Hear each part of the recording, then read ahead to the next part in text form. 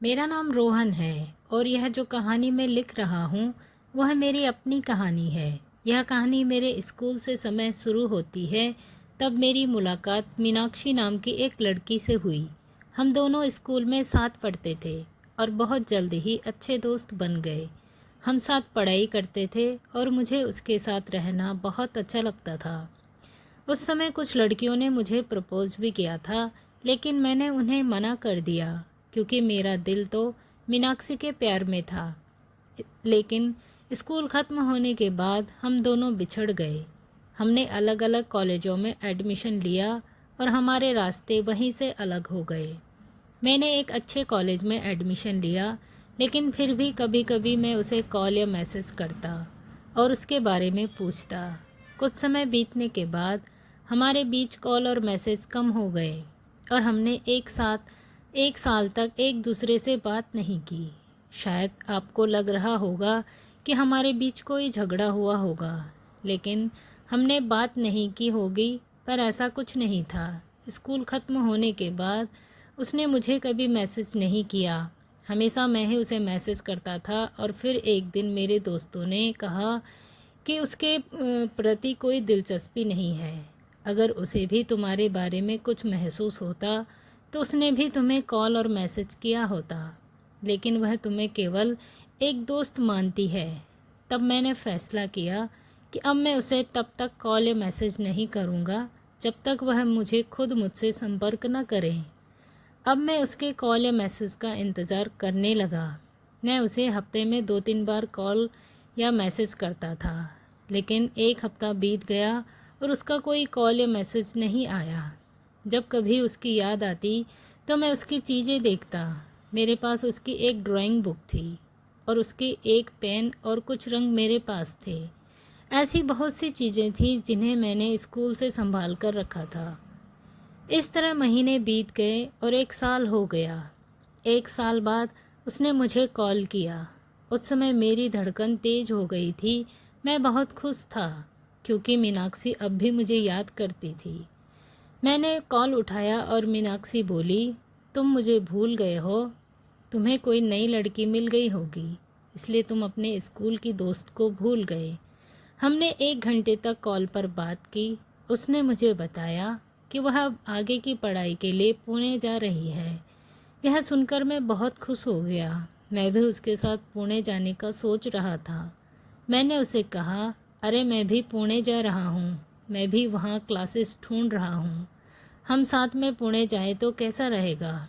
मीनाक्षी ने कहा, मेरी पुणे में कोई दोस्त नहीं है। अगर हम साथ में जाएंगे तो भी मैं अकेली नहीं पढ़ूंगी।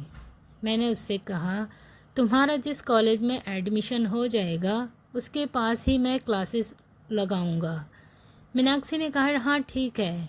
और फिर कॉल रखकर कॉल के बाद मुझे समझ नहीं आ रहा था कि अब मैं क्या करूं।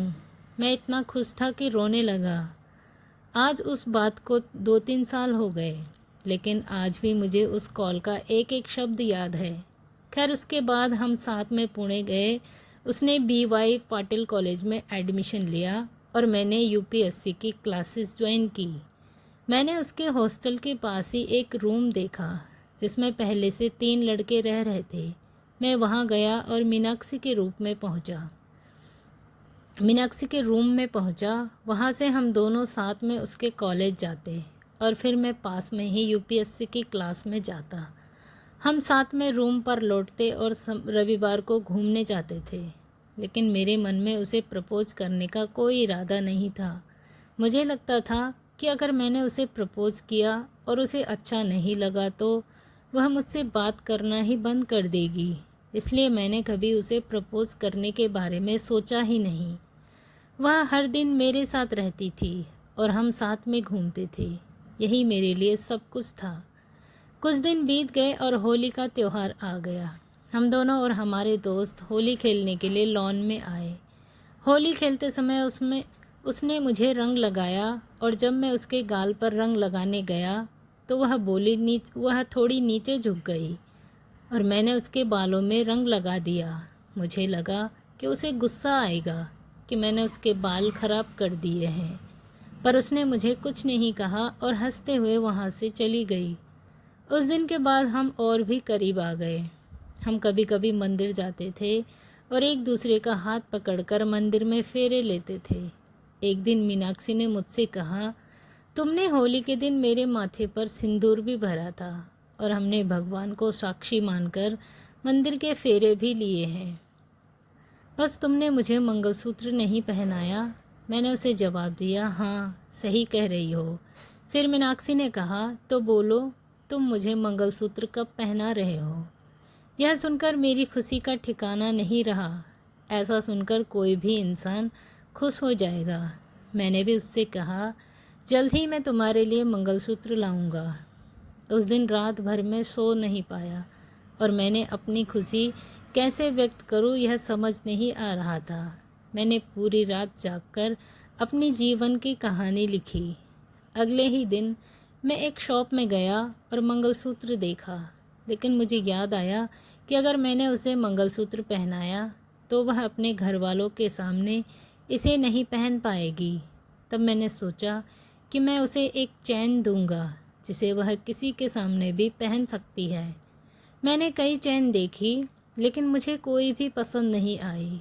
मुझे लगा कि अगर मैंने उसे वेंटेक्स की चैन दी तो उसे बुरा लगेगा। तब मैं और मेरा एक दोस्त गोल्ड शॉप में गए और वहाँ चैन देखी।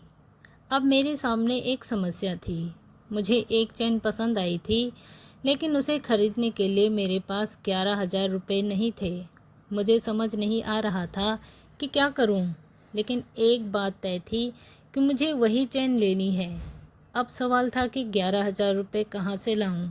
मैंने अपने दोस्त से पैसे मांगे, लेकिन मुझे किसी ने पैसे नहीं दिए। तब मैंने पापा से झूठ बोलकर पैसे मांगे। मैंने पापा से कहा कि मुझे एक और कोर्स करना है, उसके लिए पैसे चाहिए। पापा ने मुझे 11,000 रुपये दिए और बोले, बेटा पैसे की चिंता मत कर, तू सिर्फ अपनी पढ़ाई पर ध्यान दे। तुझे कुछ भी चाहिए हो तो बेझिझक मुझसे कह देना। मैंने उस पैसों से मीनाक्षी के लिए एक चैन खरीदी और उसे अपने हाथों से उसके गले में पहनाया। हम दोनों बहुत खुश थे। अब हमारा रिश्ता प्यार में बदल गया था और हमने एक दूसरे को पति पत्नी भी मान लिया था। अब हम एक दूसरे के साथ ज़्यादा समय बिताने लगे। हम क्लास से रूम आने में के बाद घंटों तक एक दूसरे से बातें करते थे। अब हमारे रिश्ते को 1 साल हो चुका था। 1 साल बीत जाने के बाद मैंने और मीनाक्षी ने हमारे रिश्ते की पहली सालगिरह मनाई। इस खुशी में हमने पार्टी की और उसमें अपने दोस्तों को भी बुलाया। हमने साथ में केक काटा और खूब मस्ती की। 2 महीने बाद मीनाक्षी मेरे पास आई और कहा कि उसके घर वाले उसके लिए रिश्ते देख रहे हैं और वे जल्द ही उसकी शादी करवाना चाहते हैं। मैंने इसे मजाक में लिया। मुझे लगा कि वह मुझसे मजाक कर रही है, लेकिन ऐसा नहीं था। वह सोच रही थी।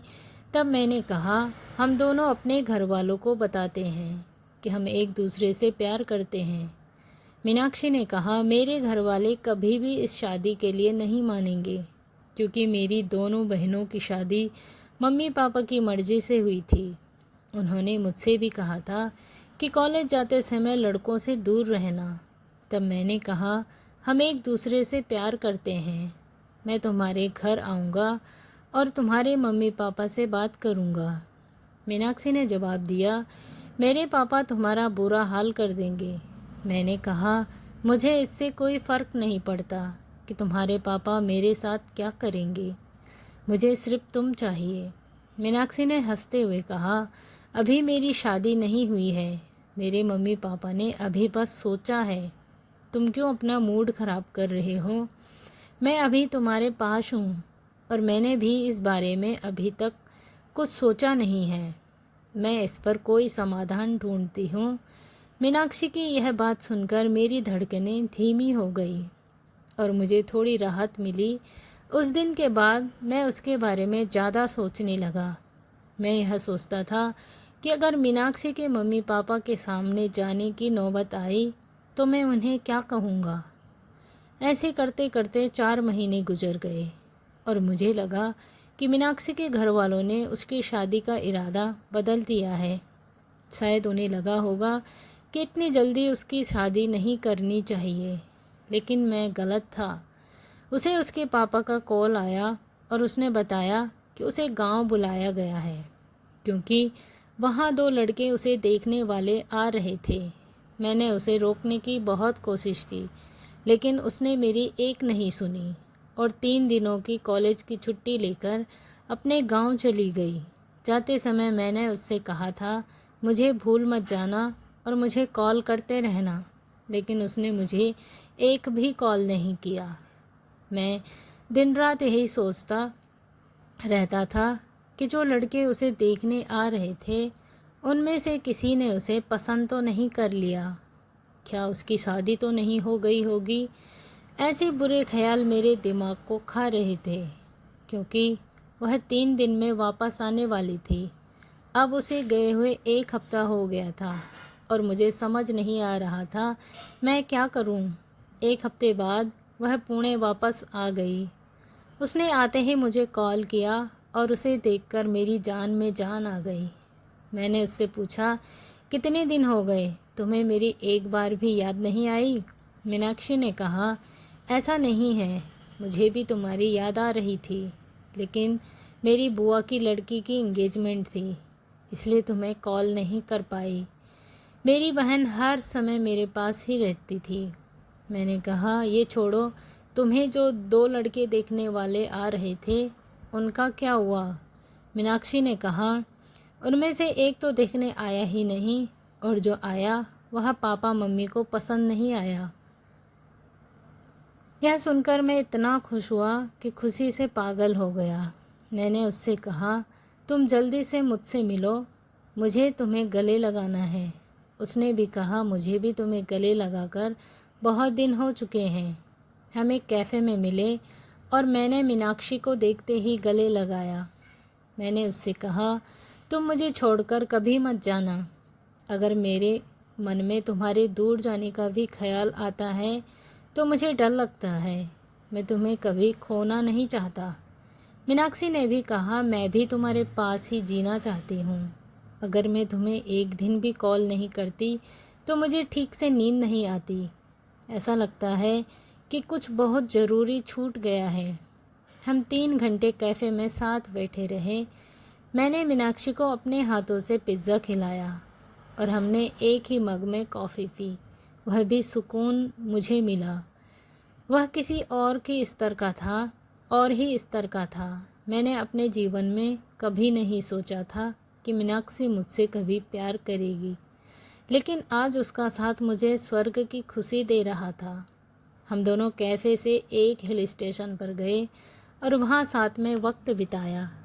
शाम को हम अपने रूम पर लौट आए। 2 दिन बाद जब हम दोनों क्लास के लिए जा रहे थे, तब मीनाक्षी ने मुझसे कहा, मेरी सारी रूममेट्स हर हफ्ते शनिवार और रविवार को अपने गांव जाती हैं और मैं अकेली रहती हूँ। क्या तुम कल मेरे रूम पर आ सकते हो? मैंने मीनाक्षी से कहा, आज तक मैंने कभी तुम्हारी बातों को टाला है, तो समझो कि मैं आऊँगा। फिर मैंने पूछा, तुम्हारे घर के मालिक कुछ नहीं कहेंगे ना? उसने कहा, नहीं, वह यहाँ नहीं रहते, तुम उनकी चिंता छोड़ो और कल आ जाना। अगले दिन क्लास जाते समय मैंने अपने कपड़े बैग में रख लिए और क्लास ख़त्म होने के बाद हम दोनों मीनाक्षी के रूम पर चल गए। वहाँ पहुँचते ही उसने अपने हाथों से मेरे लिए चाय बनाई। हमने साथ में चाय पी और बातें की।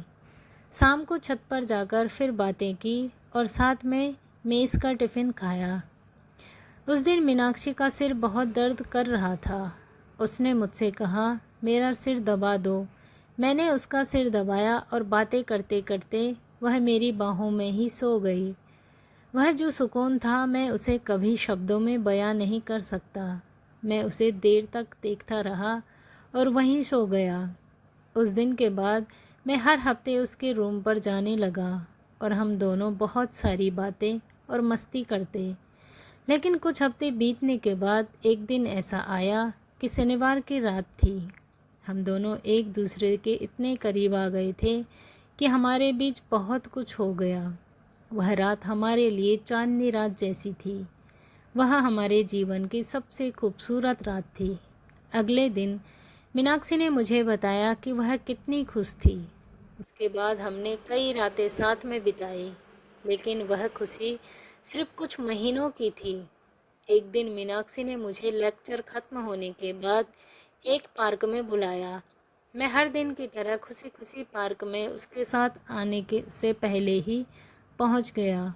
वह भी कुछ समय बाद पार्क में आ गई, लेकिन उसके आते ही मुझे कुछ अजीब महसूस हुआ। आज उसने मुझे आते ही गले नहीं लगाया था। वह हर दिन मुझे मिलते ही पहले गले लगाती थी और खुलकर बातें करती थी। मैंने उससे पूछा क्या हुआ है, पर उसने कुछ नहीं बताया। थोड़ी देर बात करने के बाद वह बोली, मेरा सिर दर्द कर रहा है, मैं रूम जाकर आराम करना चाहती हूँ। मैंने सोचा कि उसका सिर दर्द हो रहा है, इसलिए उसने मुझे गले नहीं लगाया और ठीक से बात भी नहीं कर पाई। मैंने उसका सिर दर्द समझकर उसे छोड़ दिया, लेकिन उसने मेरे साथ बातें करनी कम कर दी। 2-3 दिन बाद उसने मुझे कॉल पर कहा, मुझे तुम्हें कुछ बताना है। मैंने कहा बताओ ना, लेकिन उसने कहा मैं यह बात कॉल पर नहीं बता सकती, हम कल पार्क में मिलेंगे तब बताऊंगी। मैंने कहा ठीक है। उसने कॉल रख दिया। उसने मुझे ना आई लव यू कहा, ना ही गुड नाइट, बस कॉल काट दिया। अगले दिन हम पार्क में मिले और उसने मुझे आज भी गले नहीं लगाया। मैंने पूछा क्या हुआ है तुम्हें, कुछ दिन से ठीक से बात भी नहीं कर रही हो, ना ही तुम मुझे गले लगाती हो, क्या हो गया है तुम्हें, मैंने कुछ गलत किया है क्या? उसने कहा नहीं, मैं तुम्हें एक बात बताना चाहती हूँ, पर तुम उस बात पर गुस्सा मत होना और न ही मुझे गलत समझना। मैंने जो भी किया है हम दोनों के लिए किया है। तुम मुझे एक वादा करो। मैंने पूछा क्या, कौन सा वादा? उसने कहा मुझे गलत मत समझना और मैं जो बोलूँगी वैसा ही करना। मैंने कहा ठीक है, मैं वादा करता हूँ कि न तो तुम्हें गलत समझूंगा और न ही कुछ कहूँगा। वादा करने के बाद उसने मुझे बताया कि उसकी एंगेजमेंट हो चुकी है। दोस्तों ये एक सच्चे प्यार की कहानी है, एक रियल लव स्टोरी, प्यार में धोखा। आगे इस कहानी में क्या होता है, मीनाक्षी आखिर किससे शादी करती है, इस कहानी का सेकंड पार्ट भी अगर आप सुनना चाहते हो तो मुझे कमेंट करके पार्ट सेकंड लिखें। तो दोस्तों आई होप कि आपको प्यार में धोखा स्टोरी का फर्स्ट पार्ट पसंद आया होगा। तो मिलते हैं अगले सेकंड पार्ट में, तब तक के लिए बाय। Thanks for watching.